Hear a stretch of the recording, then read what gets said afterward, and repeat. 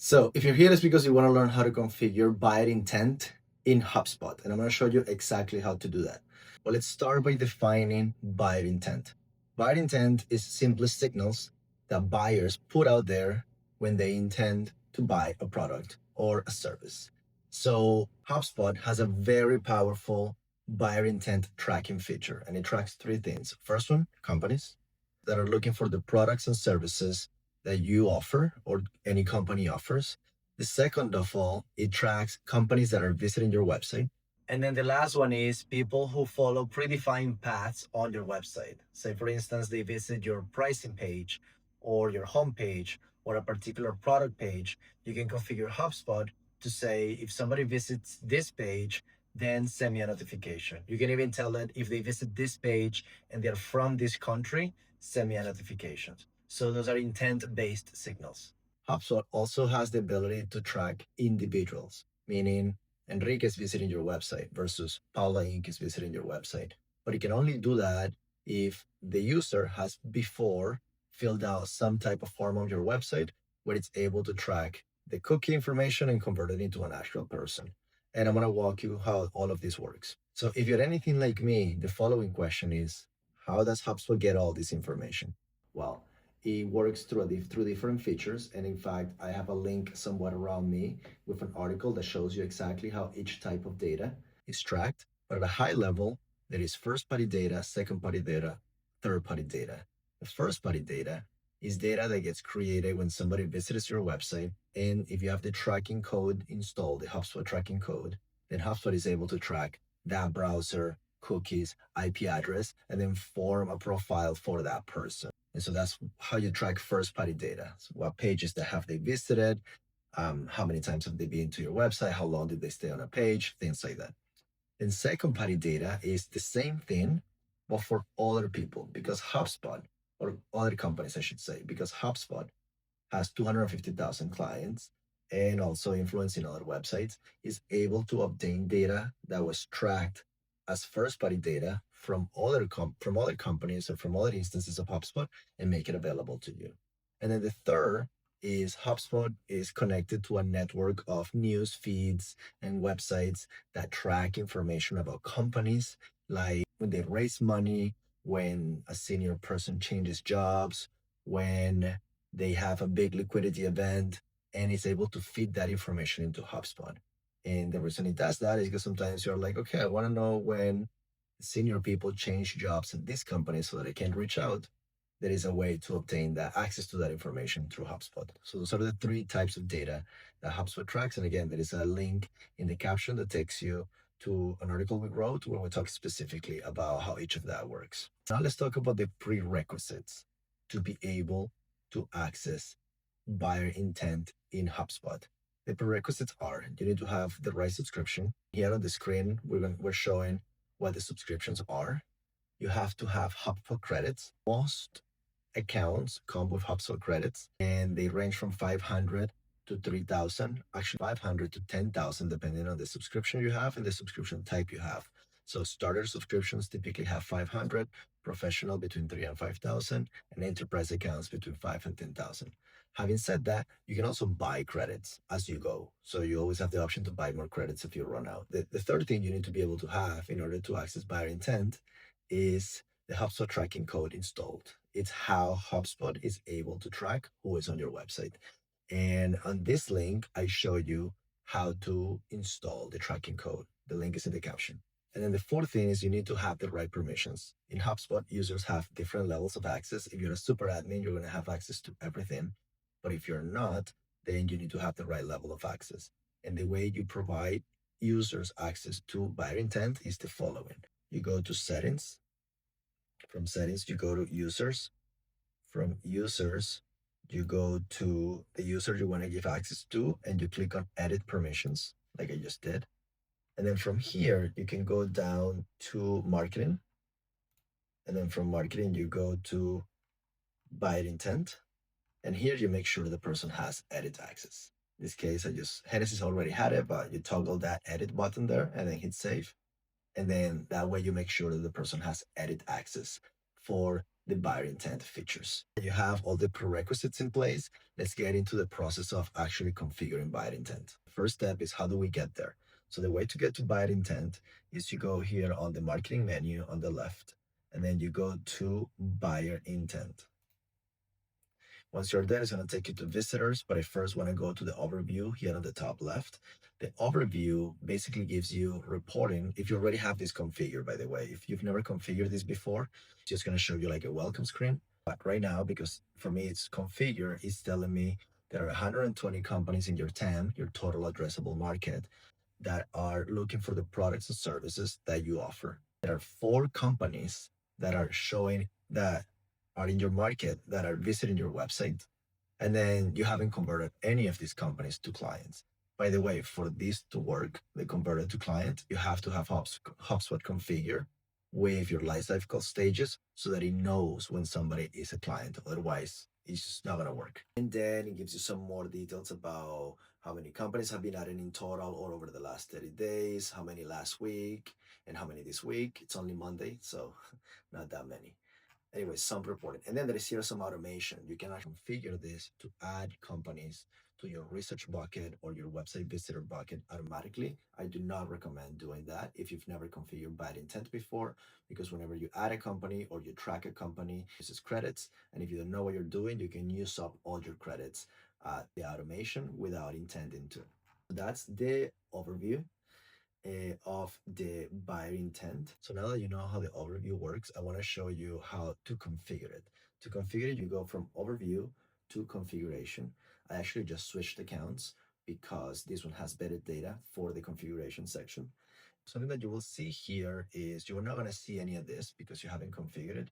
But this first section, total addressable market and target markets, is where you build profiles for your target market. So if I go manage markets here and I create a new market, you can fill out information about the market name, the industries, the company keywords. So I'm just going to show you kind of how I did mine. In this case, I serve fintechs, foreign exchange, and payment companies. So I gave it that name. And then for the industries, I chose financial industries and banking. Company keywords, I added fintech, payment processing, payments, basically all the keywords that you think will represent the companies that you have as your targets.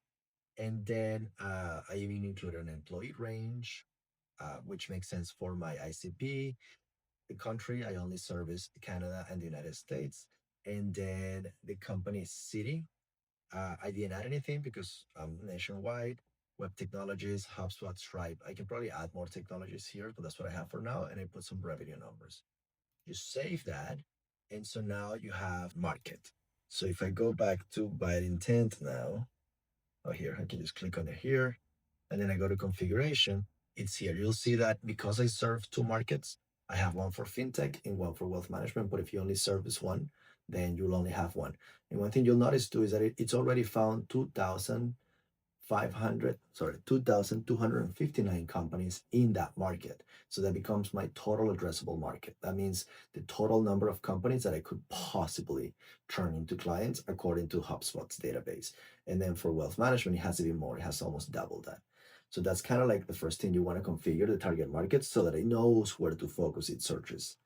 Then you get the intent criteria. Intent criteria is basically what specific actions on your website do you want to track? Mine is very generic because I don't have that much traffic here. So I just basically said anything on paulainc.ca, minimum number of visits, one number of visits in the last 30 days. So I'm basically saying anyone that visits either paulainc.ca or grow.paulainc.ca in the last 30 days and is from the United States or Canada, let me know.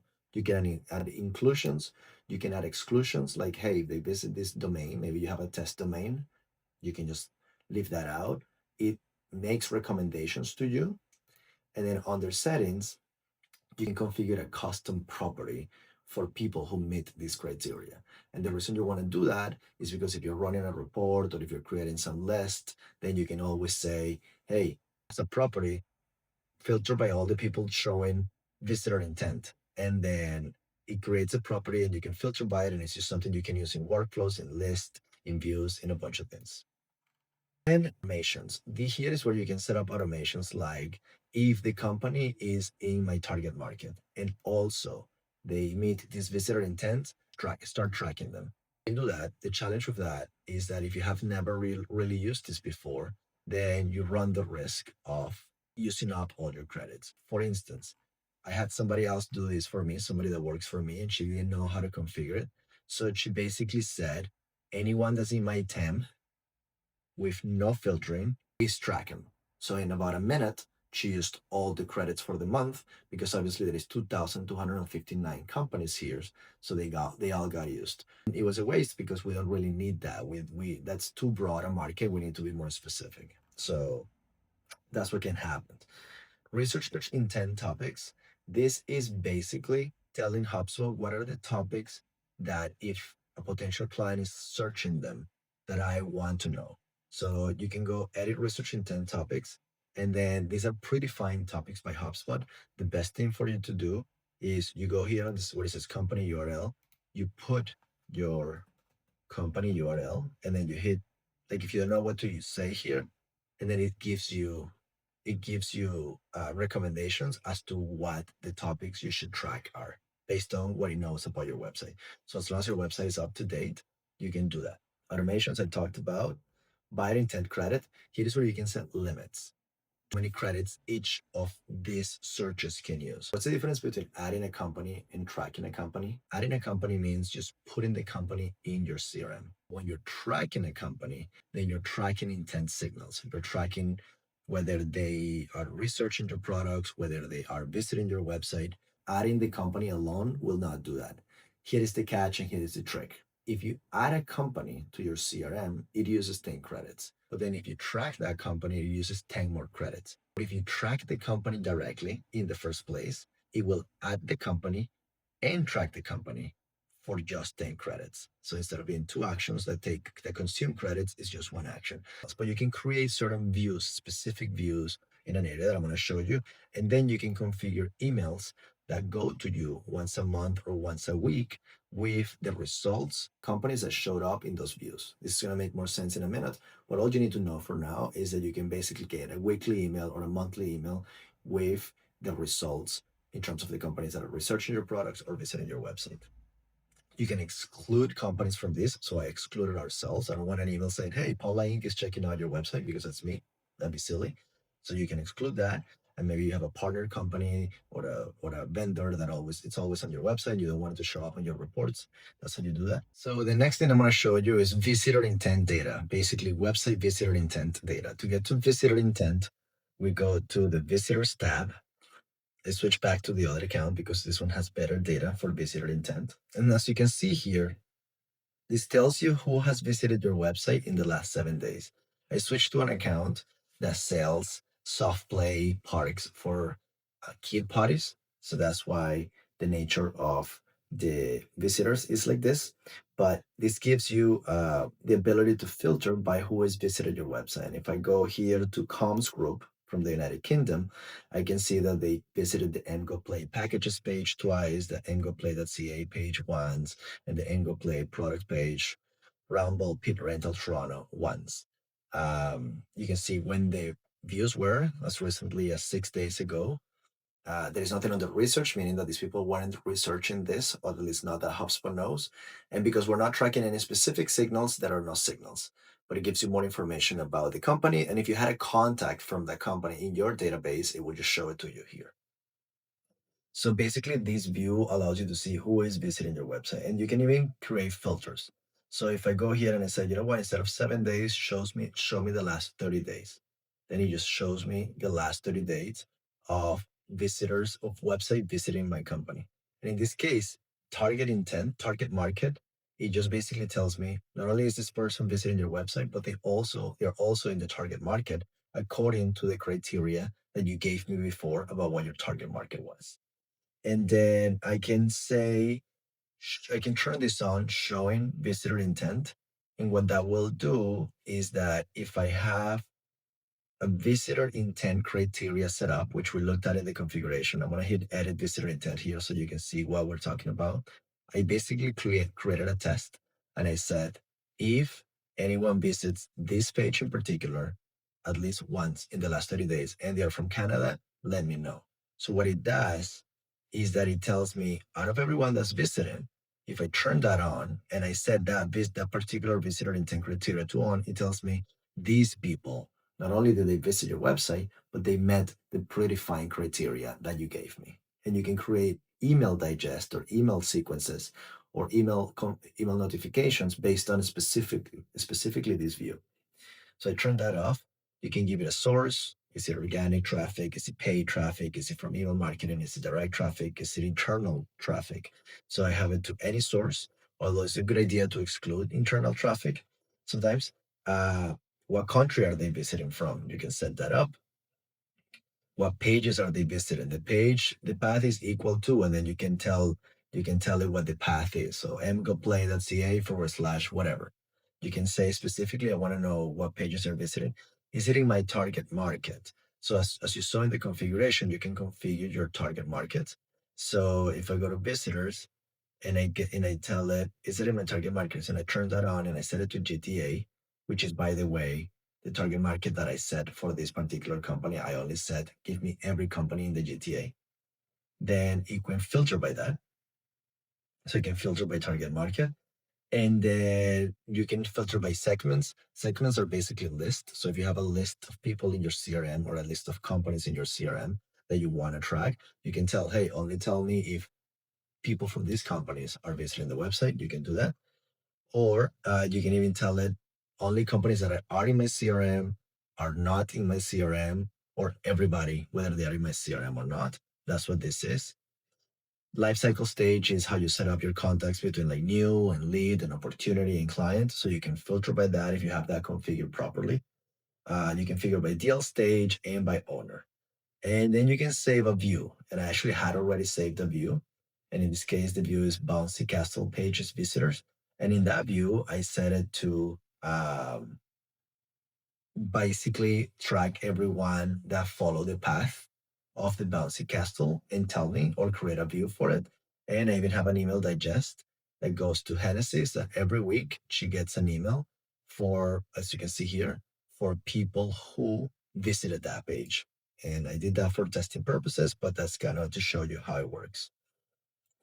We then have the research intent page. And now I'm switching back to my account. So if you go from visitor to research, on the research intent page, on this page, it tracks people who are researching your services and products based on the information you gave it, not necessarily visiting your website. So in this case, I can see that a number of these companies are researching um, the products and services that I told HubSpot I offer. And the filters are basically the same. What are the research topics? Well, give me people who are researching digital and branding or HubSpot optimization. I can do that. That's one of the filters. I can create filters by the research level. If are they really researching high, I believe it means that they researched it in the last 30 days and then it just fluctuates like that. I typically only use high and moderate in terms of when I'm looking for companies that research my products. You can filter by visitor intent, which is the same visitor intent criteria that we created before. In this case, I created one that says visitor intents North America, and it tells me when people visit certain pages of certain times. I showed you how to do that. And then I can tell it only people who are in my target market. Right now, there is no one that meets that criteria. But fintech or FX, there is no one that meets that criteria. So it's too much filtering in that case. And then the whole idea of are they in my CRM? Are they part of a list? Are they a particular life cycle stage? And so on and so forth. And then you can save those views. And if I just go here to saved views, I can say, hey, my web design and development view, are there people researching? So what this means is that I've already filtered and I've already told it what my actual target market is, what my ideal client is, all of that information that I showed you before. And so this list is specifically about financial services companies researching my website in the last 30 days, blah, blah, blah, blah, according to all the uh, criteria that I gave it. And the reason it allows you to save views is so that you don't have to come here and then configure everything every time. You just configure it, save it, and then you come back and it remembers what you're looking for. And that way you don't have to do it every single time. From here, you can go to company's LinkedIn. You can see more. So if you hit view activity, you can see what are the top page views. In this case, this is not visitor intent, so it's not going to show me that. But it does tell me, hey, they're researching marketing, but it's pretty low. They're researching web design with pretty high intensity. So I can see, as you can see here, website design over the past 30 days compared to the previous 30 days. And then website development low. You can see if there were signals. I'm not tracking that company, but if I was tracking it, it will show me the signals here, and then it gives me more information about the company. If I were to choose, by the way, a company that's in my CRM, like for example, this one, First Edge Investments, which seems to be researching marketing technology right now, and I hit view activity, it will tell me what they're researching. It gives me about, because I have the company in my CRM, but I don't have any contacts for it, then this is disabled. They haven't gone to my website, but it does tell me what topics they're researching. And what I would do with this information is I would then probably find this company on LinkedIn, and then I will find the people who in the company who I think are likely to be doing this research. I will add them on LinkedIn, and then I will try to start a conversation or a relationship, or at least just add them and expose them to my content about the topic, and hopefully that has them bite. Some more aggressive salespeople might just send out an email. I have a different approach. But here is all the research intent company, the companies that show up based on the fact that they're researching your products and services. That's the difference between visitor and research. So the signals tab, this is the final tab. This is where we see what companies are visiting our website and they're meeting the signals that we predefine in HubSpot, or where companies are researching the products that we want and the services that we want, but also under very specific criteria.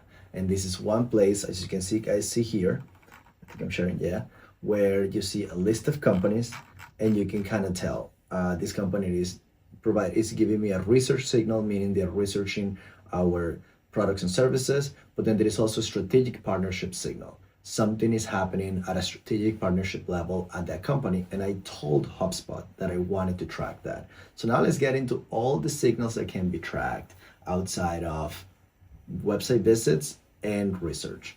If you go here to advanced filters, actually before we do that, if you go here into settings, you can see here that there is a bunch of other things you can track beyond websites and product research. You can track executive hirings, funding, geographic expansions, you name it. So depending on the kind of business you have, there is a bunch of news, events that you might want to track about the specific companies you're going after that you will want HubSpot to let you know about.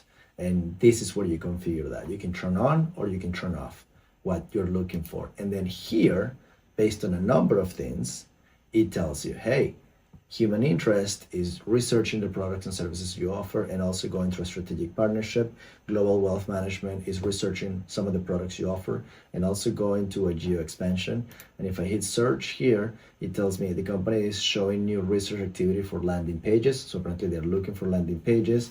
The company is looking for marketing, and they just went through a geo expansion. They opened an office in Florida. So you get a bunch of information in that regard. Tells you information about the company. If I had contacts from the company in my CRM, it will tell me. And if the company knew about me and was checking out my website, those pages will show up here. So very powerful. Like this one, for example, Flip apparently has visitor intent on my website. So if I go here and I go to recent top page views or recent page views, it doesn't show anything, but that's probably because it's for the last 7 days. But yeah, if I change it to 30, it apparently it's filled out some forms in my environment. So that is how you see basically the final result of the signals that you're tracking, and you can keep track of all of that. And then you can configure automated tracking here. There's a usage guide, which is very good. You can go through this guide if you want to understand better what's going on here. There is also the ability to, even if you have enabled all the signals, you can filter by specific signals that you might want to check here. And then the advanced filtering allows you to filter within the signal. So I want to track companies that have secure funding, and then I can even tell it where the funding date is a specific one or the funding round is a specific one. So I can create filters by saying not only have they received funding, but they are in the second round of funding and it happened within the last 6 months. Now that's very specific, very advanced. I don't think very many companies are looking for it that specifically, looking for signals that specifically, but you might get that if you have a lot of traffic and a big sales team and you get a lot of actions in terms of your sales motions. And that is that.